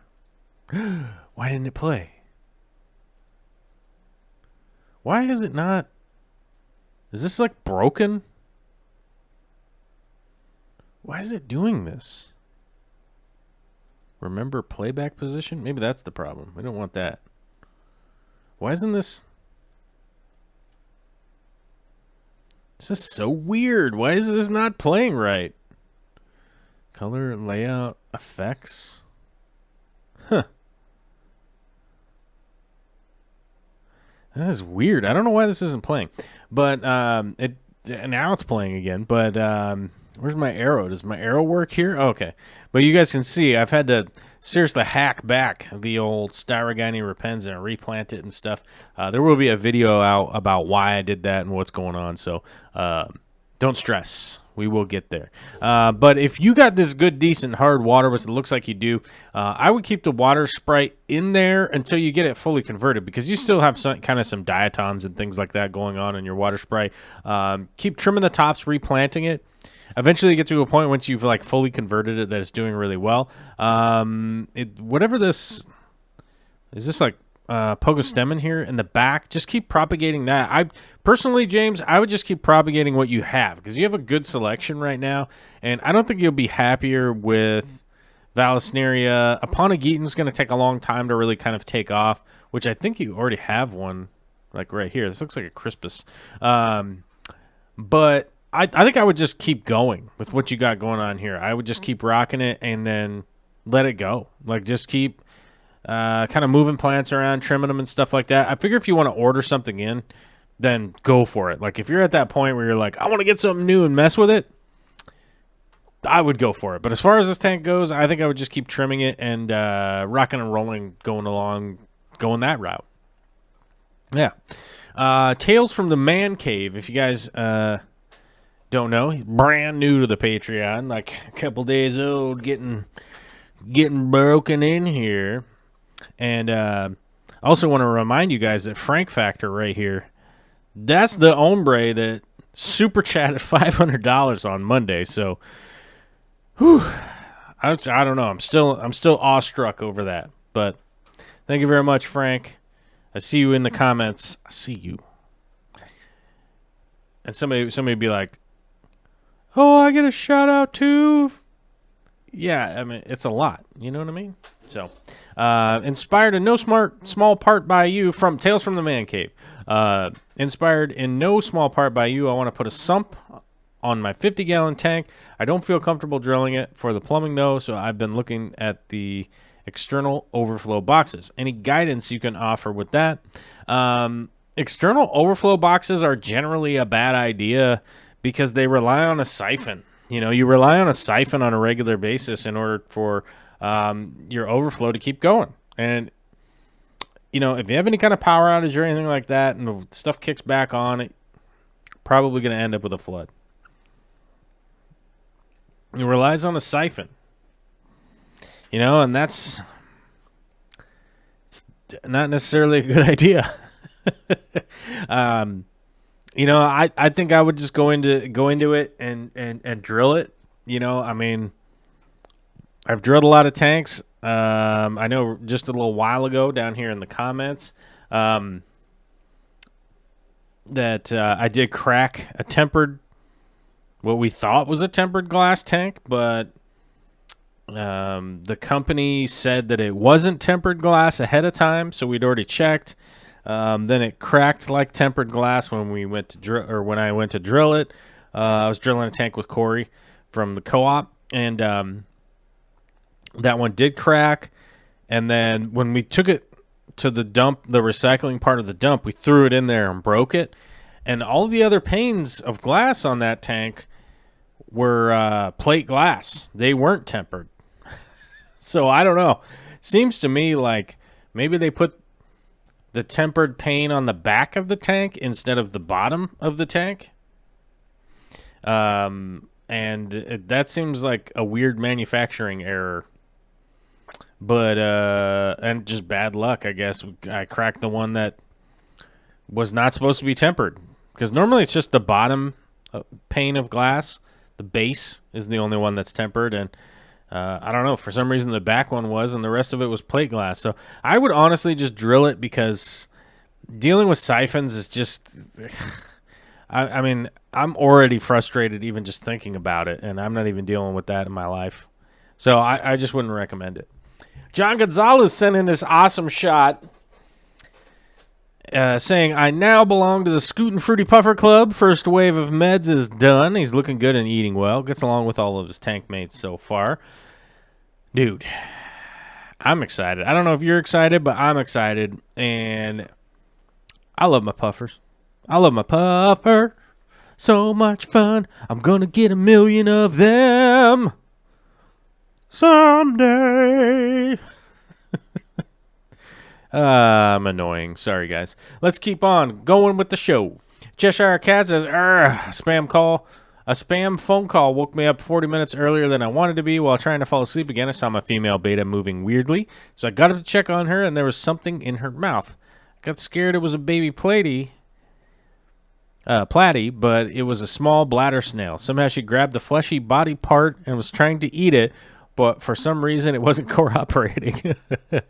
Then she dropped it and stared at it as if contemplating whether or not she'd try again, then decided it wasn't worth it and swam away. I wish I could have gotten photos or videos because her expression and attempts were funny, and that's a poor snail. I feed so many snails to my puffer, I don't know if I feel bad about it. I feel bad for the beta who's just trying to eat a snack. And, you know, I'm wondering why that snail was smelling like a snack, you know? It seems like maybe it's the snail's fault because snails are jerks. Anyhow, Buffalo Rose sent this in. Can anyone tell me what's going on with my sword plant? The leaves are getting a yellow tint, and it sent 2 runners, not pictured, to the surface. It took less than a week for both to sprout and reach above the water. The leaves above the water are nice deep colors and with a bit of red. Typically when a plant is sending out runners like this and it's the end of the season, basically, your plant is breeding. I wouldn't be super stressed out. I would encourage allowing it to do what it's doing. Trim. If it's a sword plant, it's sending out what's called a spike. Look that up. Trim those off. You got more sword plants. Plant those. I guess that's the easiest way to describe it without like a picture illustration or anything like that. Trim those off.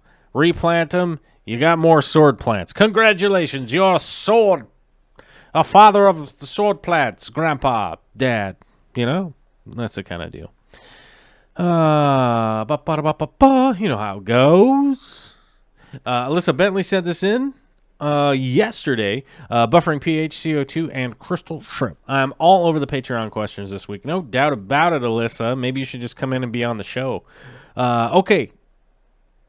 I know you do CO2 with your big Caridina shrimp tank. I'm thinking of transferring the stock from my 20-gallon crystal shrimp tank to my 75 now that it's empty and I get to set it up all hot and fresh. Hot and fresh. I want it to be my main awesome wow display tank, so I was planning on a thin layer of fluorite red sand under fluval shrimp stratum and contra soil mixed together. Lots of cool red crypts and swords and other rooted plants, so root tabs, CO2, 1 or 2 fluval 3.0 lights for the coverage. Yeah, I have a spare one right now. Would probably dim the lights if I went with 2. Wood, black background, the whole shebang. Currently, they're in a tank that gets RO water that's remineralized with generally salty BGH plus powder. My main concern is this enough to keep the pH from fluctuating all over the place with the CO2? Or should I scrap this idea and go with no shrimp in the 75 and or buffering with crushed coral and keep with the snails and Neocaradinas? The easy out would go Neocaradinas and not worry about it. I would double check to see if you're doing a salty BGH powder. I would just double check where your GH and KH are landing, and if they're buffered high enough, I wouldn't worry too much about it. Our water out here where Alyssa and I live pretty much has nothing in it. It's like RODI water, so if you're doing water changes with ours, it's not going to buffer a whole lot. It's like RO water, so you got to add some stuff to it. Now, if you're in the situation right here where the substrate that's being added in, where did it go? So right here, fluorite red and fluval shrimp stratum and contra soil mixed together, right? If we're going with that, we do know that we're going to get the back end of lowering the pH a little bit, kind of bringing it down for the plants and rocking that stuff out. What I would personally do is buffer with a little bit of crushed coral. Now, how much crushed coral are we talking about here? Everyone's tank is going to be different, so you're going to have to do, if you're going to figure out if it's 3 cups, a liter, a half a liter, whatever smaller liter sizes there are around than a liter. You're gonna have to figure out what the amount is for your tank. But yeah, I would probably buffer it up with just a little bit of crushed coral in a bag and go that route, and that will definitely, I found that to definitely help out. A massive amount of fluorite helped with that a little bit, and the wonder shells. I normally would add the wonder shells once in a while, and that definitely helped out too. So you're going to have to buffer it up so you're not getting these crazy pH swings. The pH will shift a little bit and stuff like that, but you're not going to get these crazy pH swings. That's going to be the big issue with the tank like that. Hex Tank Apologist sent this in. Bears, beets, and baby tears. And if anybody gets that joke, congratulations. Bears, beets, Battlestar Galactica. This is a photo of my dwarf baby tears after I planted them about 3 months ago. I followed the advice of one of the show sponsors and planted both pots into the substrate. See next post for a picture of them today and my question. Now, Corey and I have disagreed on this so many times, and I'm glad that somebody actually sent something in to this degree of you literally get to see what I'm arguing against. is this result. You know, now here we go. Bears, beets, and baby tears continued. This photo I took today, lots of great growth, but any idea how I get the pots out without uprooting everything? And any tips for just suggesting on how I trim these? Do I just snip off the top and replant in front? Also, Joel, you previously alluded to a video with a hex tank in the near future. I have yet to watch it. Millions of hex tank enthusiasts are waiting. Thanks in advance. And, you know, okay, first of all, let me get into this hexagon tank. The hexagonal tank that I'm going to be working on has nothing to do with me. So that's on the back burner because the person that wants to set it up is not ready to do it yet. So nothing to do with me. But when that happens, I will definitely get that video up. Now, back to the baby tears and the beets and the bears. The deal here that I have argued with Corey about on this, and in a friendly way. Like, he likes to do it this way. I think this way is absurd. Does it work? Yes, of course it works. Like, you can do this with any plant. You can just stick the pot in your tank, and most every plant will just continue to grow in the pot. And the dwarf baby tears, no exception. It will definitely, you put the pot in there, it will grow, and it'll keep growing. But then the question comes, like, what do I do once I don't want those pots and that old rock wool and all that kind of stuff? And I think realistically, like, people plant them this way because they're trying to avoid having to plant them the crazy meticulous way like I normally do, and and that's stem by stem. But I honestly think that long term, you're in a much better spot if you're planting them stem by stem. Not only are you learning how to replant the trim when it comes time to trim and spread this out a little bit more. You already know how to do that because you've already been practicing a little bit. And then once you've been practicing a little bit, you get to this point where you're like, oh, now I can trim these little bits off. And once you trim those little bits off, you can replant them. Trim them off, replant them, and it makes it a lot easier. But we need to engage the arrow here so I can give you guys a good idea of where to trim. But with the baby tears, especially dwarf baby tears like these, the HC, I can't remember the Latin saying of it, but whatever, HC baby tears, you're gonna want to trim up into this thick part right here. You're gonna have to turn your filters off. You're gonna have to calm it down in there a little bit. Now I have found pulling up the carpet and replanting it, like pulling it out, separating it out, replanting it, and going that route, much more time consuming, but I find it to be a lot better. Now, you trim up in the high areas up here and stuff that you find that's long enough that you can replant, separate that out from what you've trimmed, and replant those little bits, keep spreading it, keep spreading it, keep spreading it, or just keep trimming the top and allowing it to spread on its own. It will take about a week or two, and then you'll end up with the vibrant green that you were looking at, that you wanted in the first place. So just keep trimming it. You need like scissors like these. They're bent for lawn mowing, right? And Rob the Butcher was asking if I'd found some aquascaping tools for people with disabilities, and I still have not been able to find some, and I wish I could find somebody that could make them. If you know somebody out there that can make really good stainless steel aquascaping tools for people with disabilities, hit me up. I'll pay you for them. You know what I'm saying? But just keep going, hex tank, and you'll be fine. Just keep trimming them. Find some scissors like these and trim those. The longer portions that are about, 1.5 inches, 2 inches long that you get out of that, go ahead and, divide those out by pulling them apart and replant those little bits. That'll all start growing more and more into the carpet. Ollie H sent this in. This is awesome. Say, hey, Joel, it's taken a while, but I'm finally getting there with my 200-liter cube. I was new to the planet aspect of the hobby when I first set this tank up, and your channel sold me on trying cherry shrimps. I have a good colony going, even with rams picking up the odd one or two off. It's time to change the stocking around and potentially get a Congo puffer. My question is, I don't want them to all end up as food. Is there an easy way to trap shrimp? They are crafty, and I'm slow.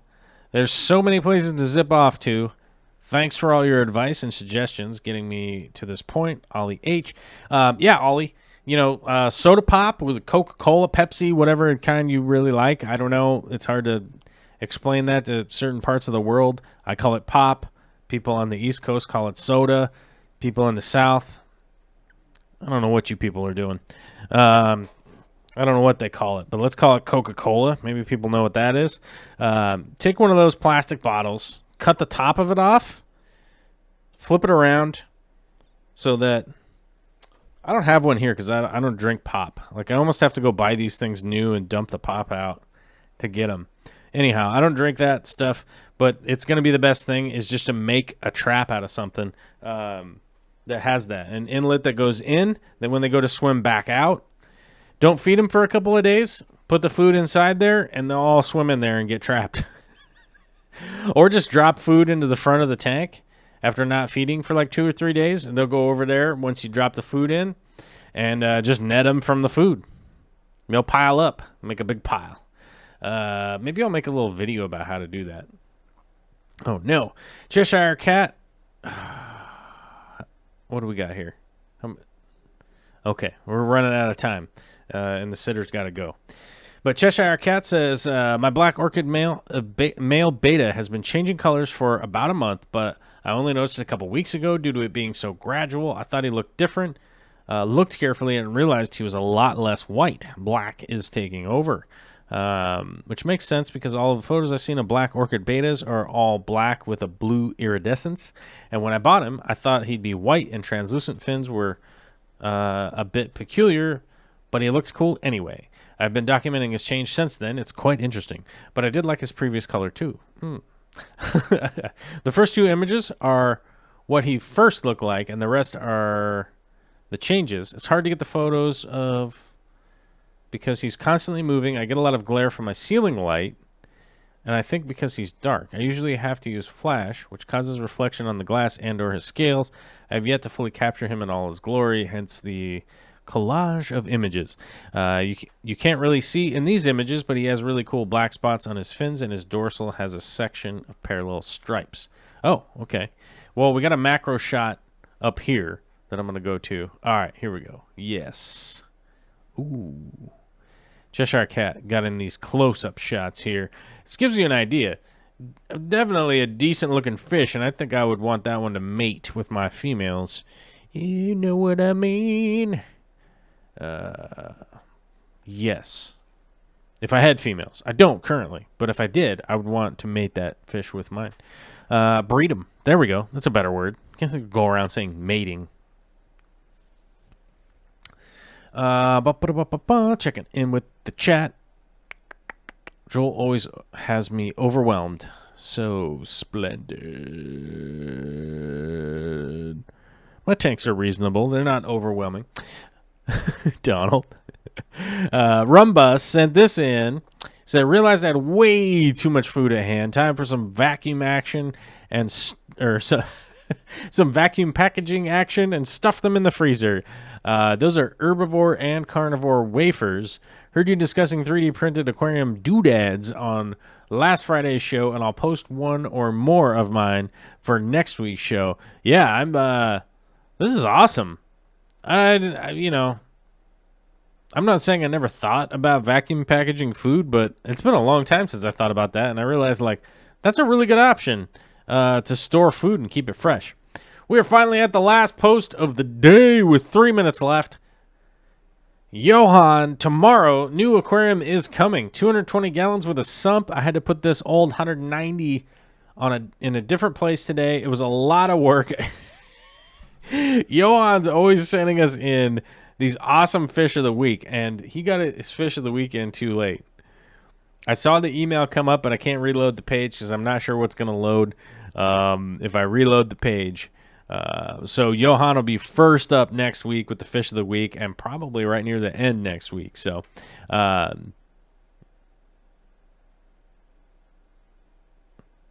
and I think it's going to be pretty good. I think, or I don't know what happened. Sorry, I read something from there, and then I don't know really what I was talking about. Hold on. So I was talking about Johan's thing. Oh yeah, and moving at 200. Moving a 190 by yourself is pretty crazy. That's wild stuff. And yes, definitely tiring. I've done it many times myself. 210s, 180s, 240s, all sorts of stuff. I definitely move them around a lot, and yeah, I get it. It's super tiring, and I'm currently working on the 240, and hopefully you guys are going to be excited about that. James Handy says, at Joel, what is needed for handicap scissors? I think AquaPros has a pair that was spring-loaded opening by themselves. Well, here's the problem. Like, I have some spring-loaded ones from Aquavitro right here, which is a Seachem brand, and these will reopen and stuff like that. But this is like, these things are like impossible if you've lost any of your dexterity or anything like that. This is super difficult to handle underwater. And when you drop it, right, like up here in the air, in the world in the air, like it's super easy to just play with these and not drop them, right? When you get in the tank and you start like maneuvering around in there, it is super easy for this to whoop right out of your hand. It's just an awkward shape to be holding underwater. They do work pretty well, but it's really awkward.